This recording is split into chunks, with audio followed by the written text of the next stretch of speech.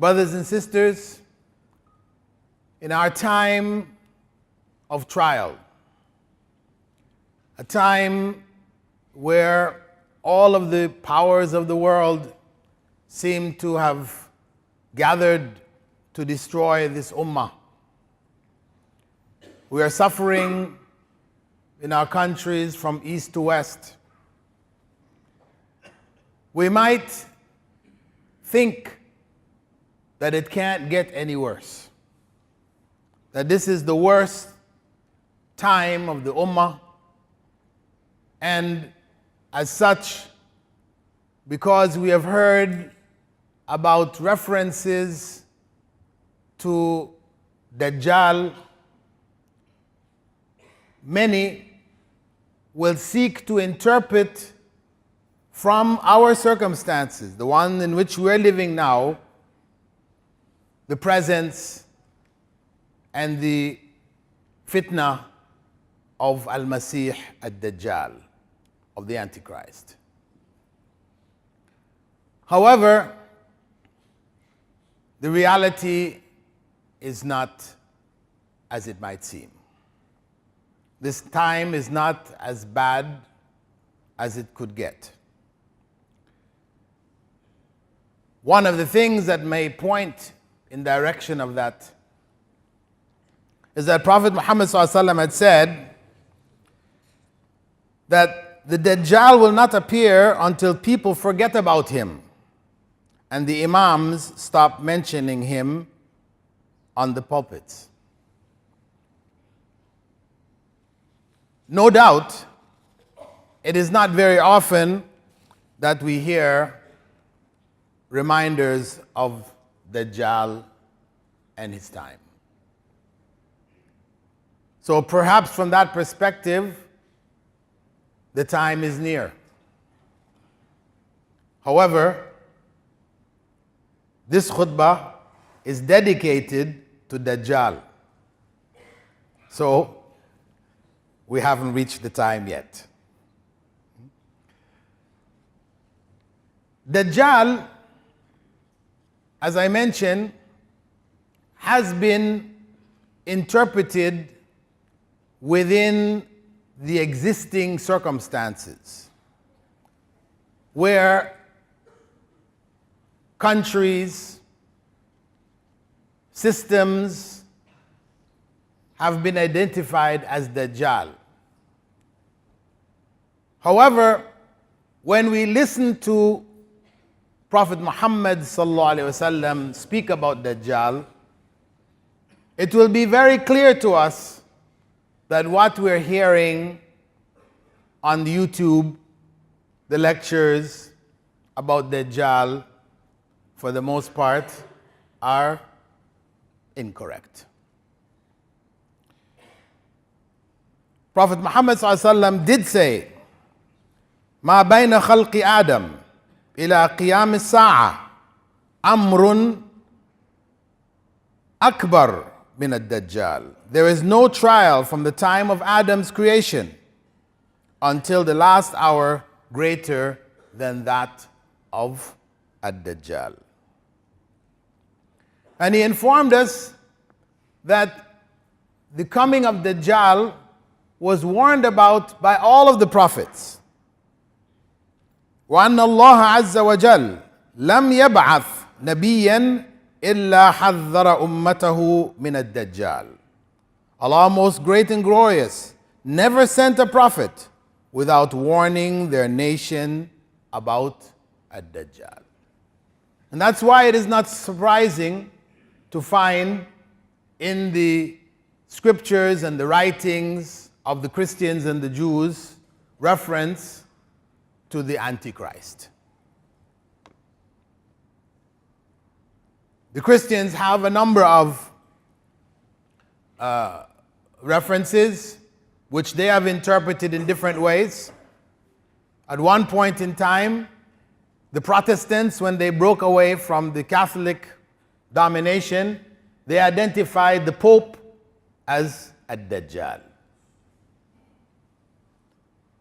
And in more recent times, with the rise of Islam we hear them, or spokespeople or persons among them, saying that Islam is Ad-Dajjal, is the Antichrist.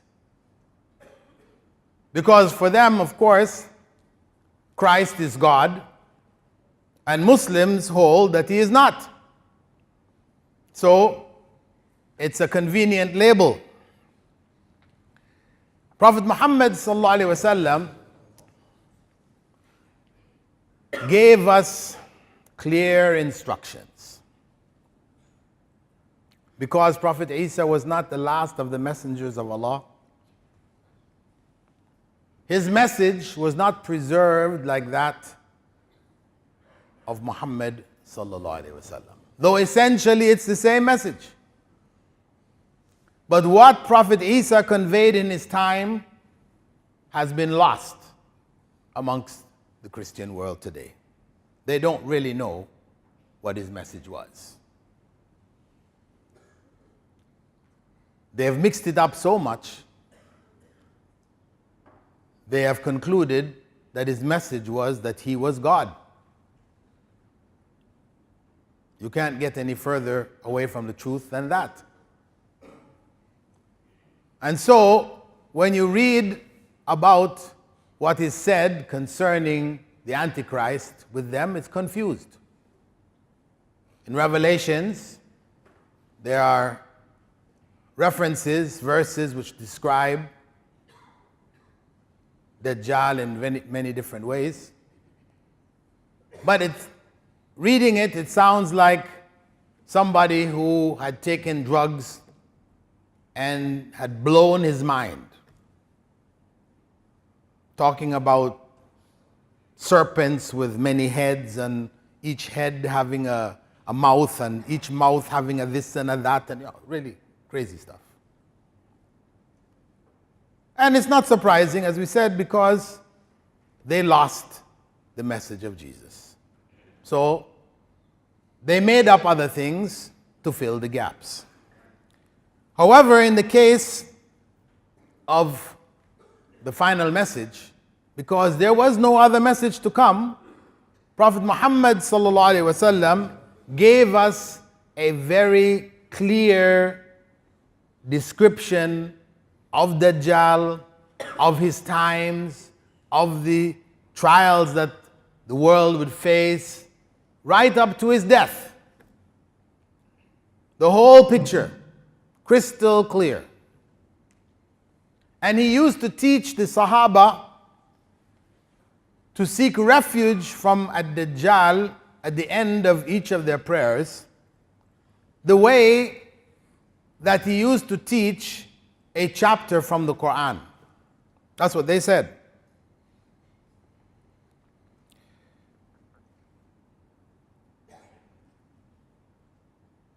It is narrated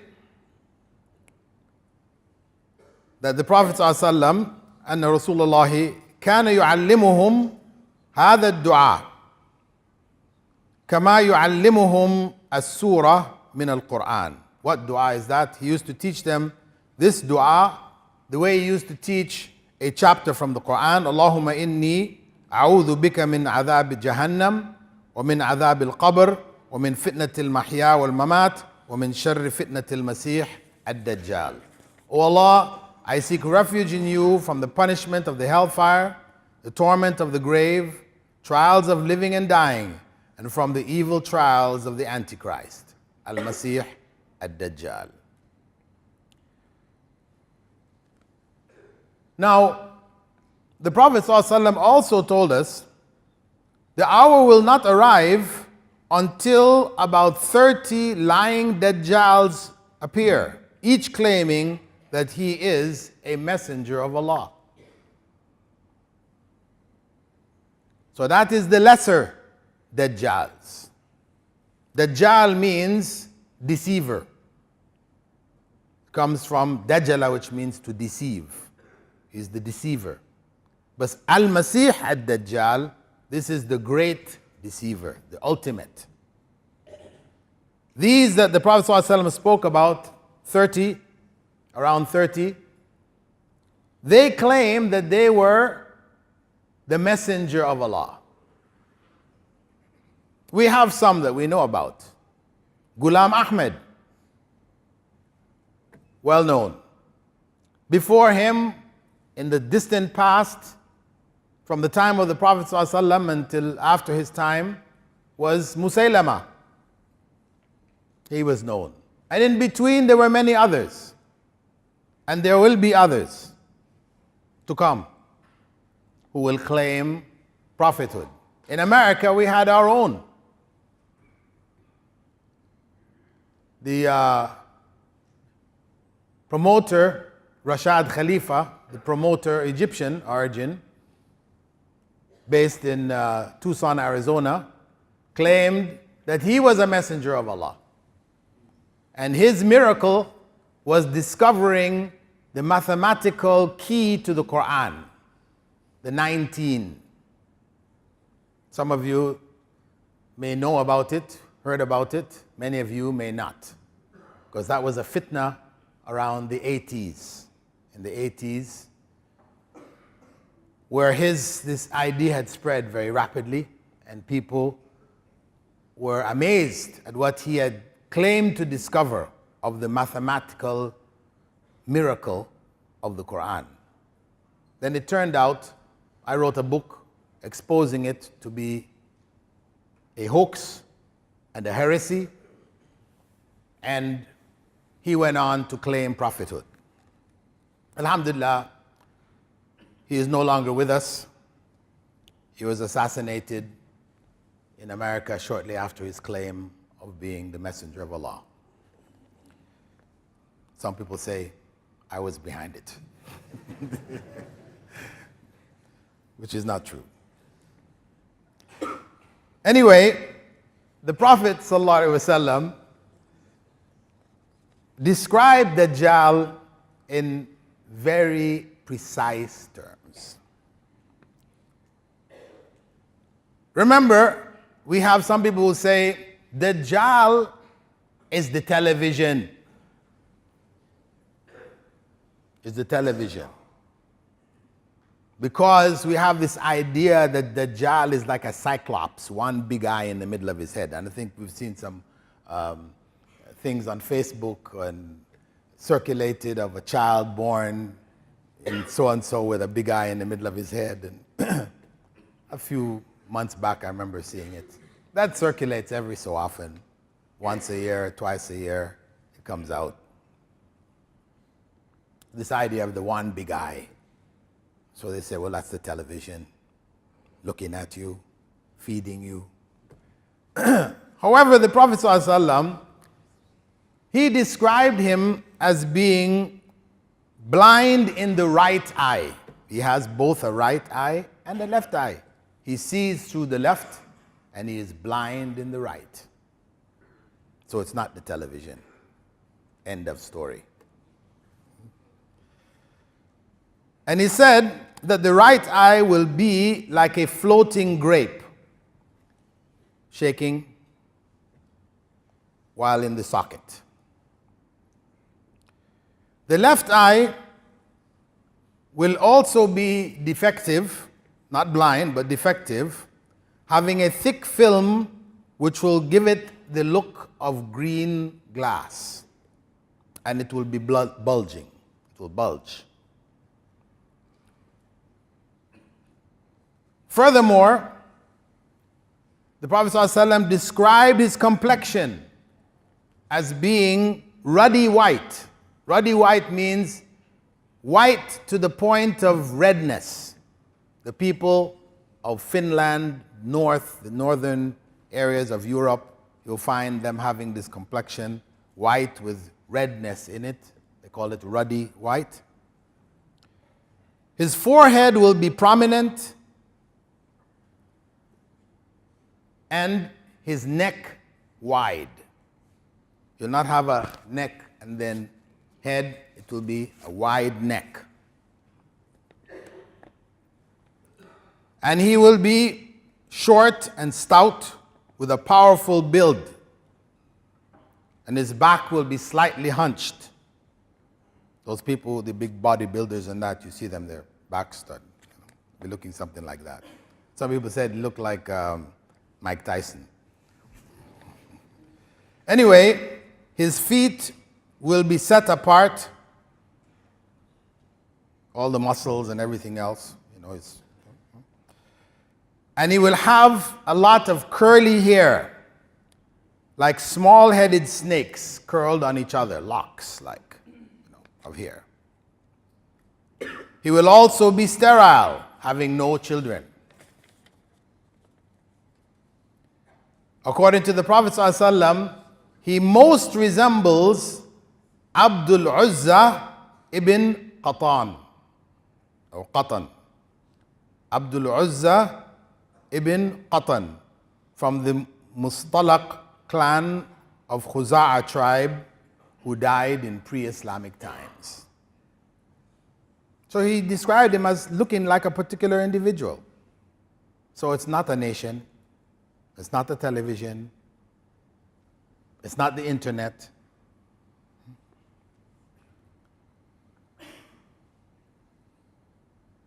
Disbelief, the Prophet ﷺ said, would be written between his two eyes, which will be recognizable by both those who are literate and those who are illiterate. Kafara, kafara, will be written on his forehead, and the believers will see it, whether they can read or whether they can't.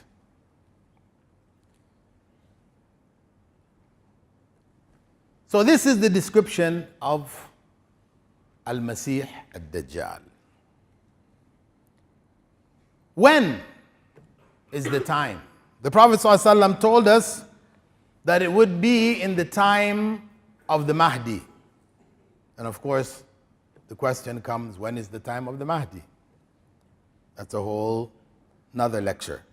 Maybe another khutbah, inshallah, we'll deal with the Mahdi. But anyway, the Mahdi, the Prophet ﷺ had said, would be from his descendants, and he would have the same name as the Prophet ﷺ, Muhammad ibn Abdullah. His father's name would be Abdullah. And he would be, some narrations say that he'd be from the line of Fatima. But anyway, he would appear, Allah would change him overnight, and he would appear from among the Ummah and lead the struggle against the forces gathered to erase Islam towards the end of time.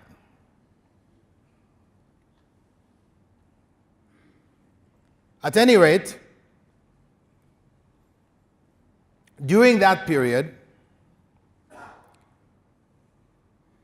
there will, after the Mahdi succeeds in overcoming the forces of other nations, whether it is Europe, Christian nations, whatever, he overcomes them and sets up a rule which the Prophet ﷺ had said would be a time when justice would be spread throughout the earth. He will fill the earth with justice and fairness as it was filled with injustice and inequity. And he will rule for 7 years. Towards the end of his rule,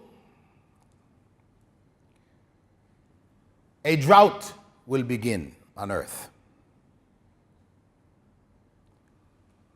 There will be 3 years of drought. In the first year, Allah will command the sky to withhold 1/3 of its water. Rain, 1/3 of the rain will stop. In the second year, 2/3 will stop. And in the third year, no rain will take place anywhere on earth. Rain would stop altogether. Has that happened yet? No. So these are the signs to let you know clearly Dajjal is not here and now. When that circumstance arises, everybody will know it. When there is no rain anywhere on the earth, it will be in the papers, it will be known. It will be well known. And at that time, Dajjal will appear from the east. The Prophet ﷺ was reported by Abu Bakr to say, Dajjal will first appear from a land in the east called Khurasan. Now Khurasan is currently in Iran. And it is a region, is also a city within what is known as Kurdistan. And this area, he would appear first, followed by the next major appearance between Syria and Iraq, where he will come in conflict with the forces of the Mahdi. That's the first point at which the trials will begin. And his followers will come from Muslims and non-Muslims.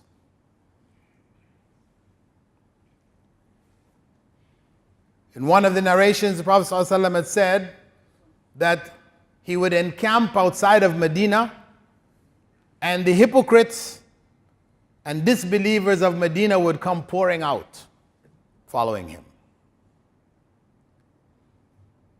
In another narration, Dajjal will appear from a land, he will be accompanied by, in Khurasan, he will be accompanied by people whose faces look like beaten iron, flat type faces. Some people concluded that that was the Mongols. That's why when the Mongols in the 13th century, when they hit the Muslim world and massacred Muslims left and right, they said this is Dajjal's forces. The forces of Dajjal. But it wasn't. So this is not the first time that Muslims have misinterpreted events. And the Prophet ﷺ had said that 70,000 Jews from Asbahan or Isfahan, this is again also in Iran, not too distant from Khurasan, they would join him. So there would be Jews, there would be Christians, Muslims following him. So this is a time of great trial to come.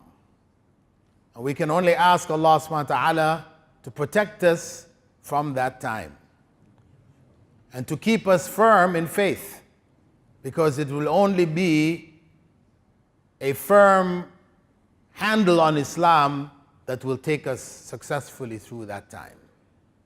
I ask Allah subhanahu wa ta'ala to protect the ummah, to protect us, our families, our children from this time, this fitna, and to keep us firmly knowing Islam and practicing it.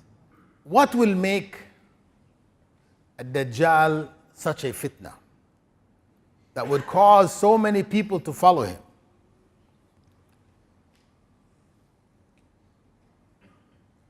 And what makes him different from the other Dajjals who came before? Well, those who came before, as we said, would say that they were messengers of Allah. We know them as false. However, Dajjal will claim that he is Allah. This is the difference. Now, this is not the first time that people have claimed that they are Allah. We had Sai Baba in Tamil Nadu. For many years, he died a few years back, claiming that he was Allah. He had over 8 million followers in India. One of the presidents of India was among his followers, believing that he was God incarnate. So it's not the first time. 8 million is not a small number. But when Dajjal claims that he is Allah, his claim will supersede all other claims. Because he will bring the proof to people. He will come at a time when people are desperate. Remember, the 3 years of drought. When people become most desperate for food. When he comes amongst the people, not the people he's fighting, the forces of the Mahdi, that's different, that's the battlefield. But when he enters into various lands around the earth, and he will go across the earth, he will carry with him, according to the Prophet ﷺ, a mountain of bread and a mountain of meat. Now, you might think, wow, how is that? We don't need to go into how.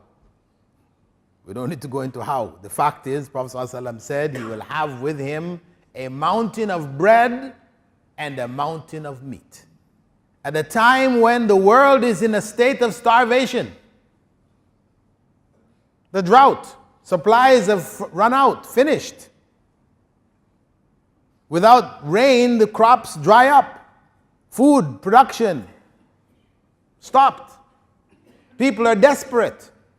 And here is this man coming from nowhere, with him a mountain of bread and a mountain of meat.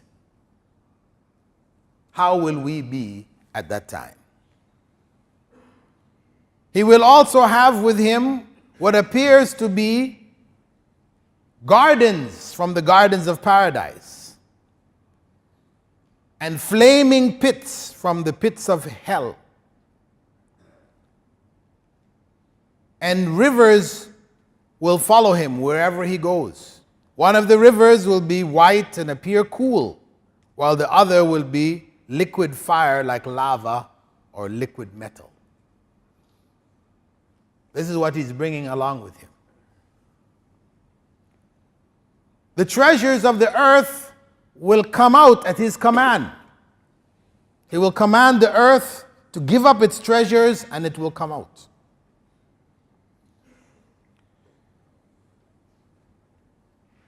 He will enter virtually every city on the earth. And he will take some people, Bedouins from different areas, and say to them, if I resurrected your parents, would you testify that I am your Lord, God? And of course, if somebody says to you, I will resurrect your parents. If I resurrect your parents, will you accept me as God? Seeing all of this, that's the final stroke. How many of us would be able to say, no, I still wouldn't believe? And of course, the vast majority will say, yes, if you can do that, you have to be God. And he will then call on two from the jinn, who will appear in the form of your parents. And they will say to you, follow him, my son. Follow him, for he is your Lord. And people will follow.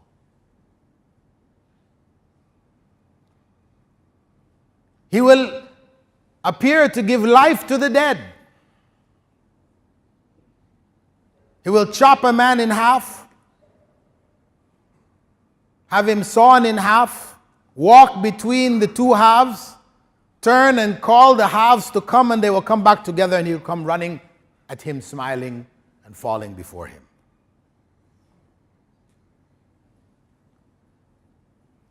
How will we be then? Will we be able to stand firm then at a time like that?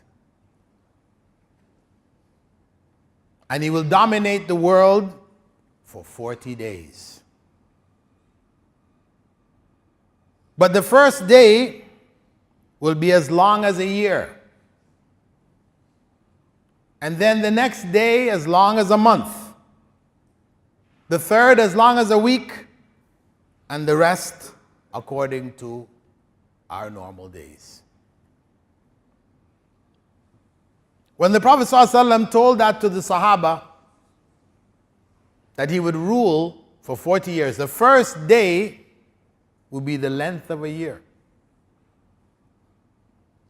What do you think was their question? Their question was, how will we pray? That was their concern. Salah. See, that was the iman that brought to them the most important question on that day which will be like a year, no setting of the sun. How will we pray then? And the miracle of the prophethood spoke, saying, estimate it. You will estimate it at that time. And this is the hadith which is used for us to figure out when to pray when we're inside the Arctic Circle up north.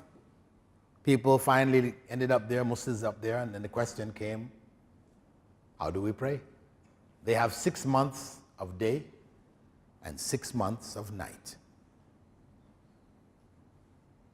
So people wondered, how do we pray? The Prophet ﷺ gave the answer 1,400 years ago. Estimate it.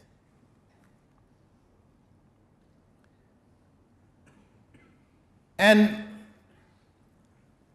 that period would come to an end with the besieging of the forces of the Mahdi. Those who are fighting with the Mahdi are defeated across the earth. And they are reduced to being besieged in Jerusalem. And at this time, when the end seems near, the complete domination of Ad-Dajjal, Allah will send Prophet Isa, descending, as the Prophet ﷺ said, close to a white minaret to the east of Damascus, wearing 2 white robes, and his hands will be resting on the wings of 2 angels. From there he will go to Jerusalem, where the Mahdi and those with him are besieged by Dajjal and his forces. And the Prophet ﷺ said, at Fajr, when he arrives there, Prophet Isa arrives there at Fajr, and the Mahdi steps forward to lead the Salatul Fajr, and Isa joins them, alayhi salam. The Mahdi will step backwards in order for Prophet Jesus to come forward. However, Prophet Isa will put his hand on the back of the Mahdi and tell him to continue and lead the prayer. Go forward and lead the prayer, because the call for prayer was made for you. So he will lead them in the prayer. As soon as the prayer is over, with the forces of Dajjal breaking down the gates of Jerusalem, Prophet Isa will say, open the gates, let them in. And they will open it wide, and the thousands of followers will come pouring in, with Dajjal in their midst. When Dajjal spots Prophet Isa, he turns and begins to run. The Prophet ﷺ described him as beginning to dissolve. He starts to crumble. But he continues to run. Prophet Isa runs after him, catches him, kills him with a spear, then lifts the spear with his blood on it to show the followers of Dajjal as well as the followers of the Mahdi, Muslims, that Dajjal was finished. That will be the end. So this picture, which was painted for us by the Prophet ﷺ, was a clear picture which invites us to cling firmly to Islam, so that if that time catches us, we'll be able to withstand the trials that are coming. He also advised us to memorize the first 10 or the last 10 verses of Surah Al-Kahf, which we are to read, encouraged to read every Friday. And Surah Al-Kahf speaks about the signs of Allah, reminding us when the signs of Shaitan become dominant. And we should seek refuge in our day-to-day prayers, at the end of our daily compulsory prayers, protection against Dajjal. Since the Prophet ﷺ used to teach that dua like he taught a surah from the Qur'an, it means we all should know it. We all should use it. And we should be in frequent remembrance of Allah, because that is what is going to give us the firmness of faith to be able to withstand his trials. And also the Prophet ﷺ warned us that if you hear Dajjal is in a land and you might think your faith strong to stand or to withstand his trial, and in the time of Dajjal, when he is cutting people, making them come back, he will take a youth, one young man, cut him and put him back together again, ask him, do you believe that I'm your Lord? And he will say, no. I'm even more certain that you are the Masih ad-Dajjal. You're not God.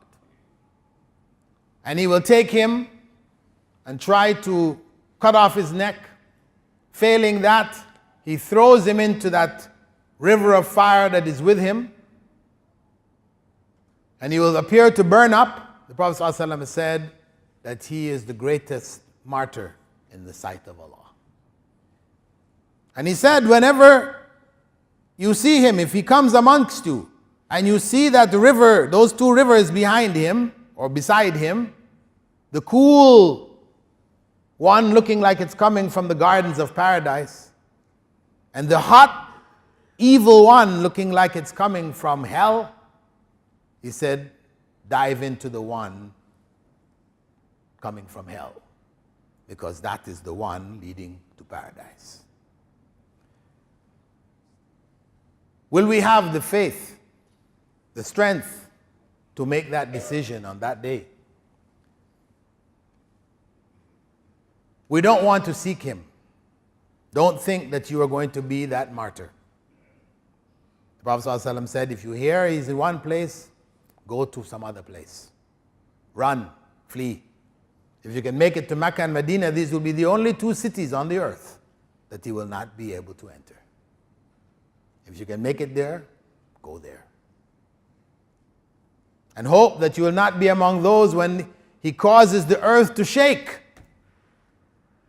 In Medina, with the millions of inhabitants, he will cause the earth to shake 3 times, earthquakes, and people will come running out to join him, to be his followers.